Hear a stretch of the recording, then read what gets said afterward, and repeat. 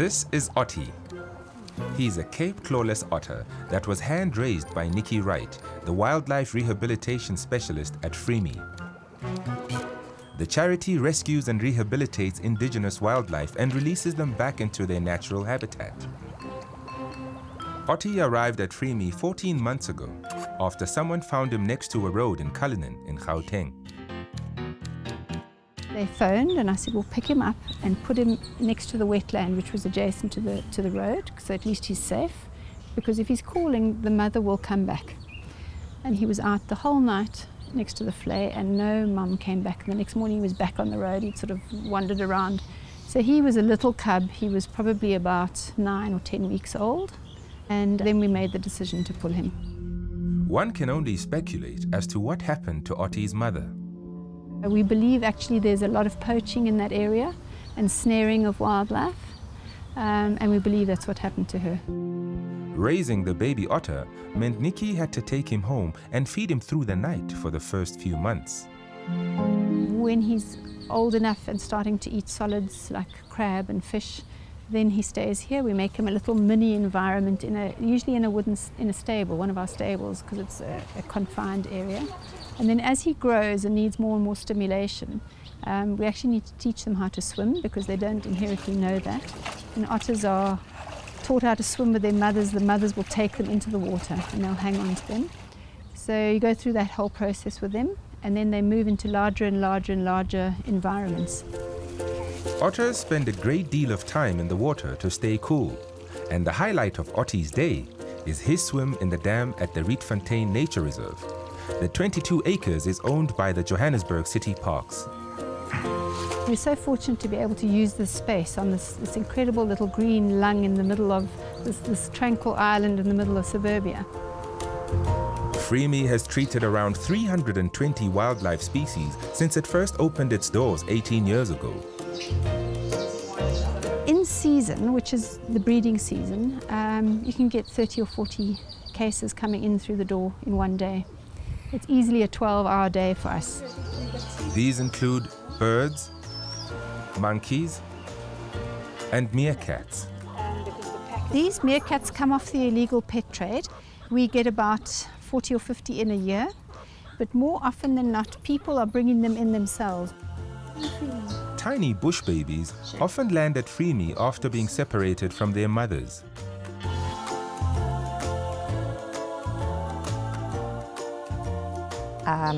And a lot of the time, if you actually just put the baby back where you found it, and of course the next few hours the mom will come back and pick him up again.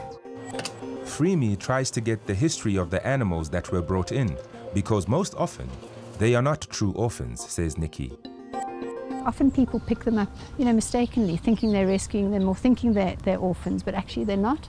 They've just been left, by the mum in the bush while she forages and comes back to feed them. The Cape Clawless otter is the second largest of all freshwater species. Its scientific name is Onyx Capensis. Onyx meaning not clawed and refers to the species' clawless forelimbs, which has minimal webbing. It gives them an appearance very similar to human hands.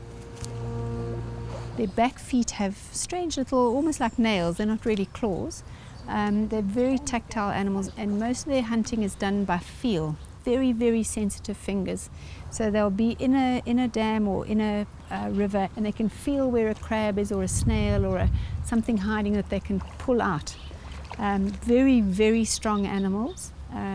They're extremely intelligent, mischievous senses of humour, but also unpredictably aggressive.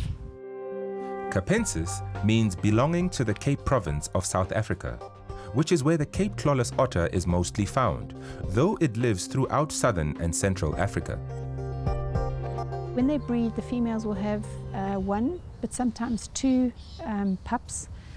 And those pups stay with their mums for a long time. They're a very close-knit, warm, tactile, cozy sort of family. They love to roll around and cuddle. They love to hold on to each other. When he was a cub, he would always have one hand on my foot or one hand on my leg. Play all the time. Sometimes you'll find coalitions of young males band up together, and they will go off and find their own territories because I suppose safety in numbers, or they, you know, go and explore and develop their own territories that way. But there has been a significant amount of habitat loss for otters. Otters are indicator species for water hygiene and cleanliness. So where you've got polluted rivers, a lot of our rivers and dams have high E. coli count, and they have pesticides and all sorts of things going into them, and you won't find otters in those waters. But interestingly, there are otters in Johannesburg.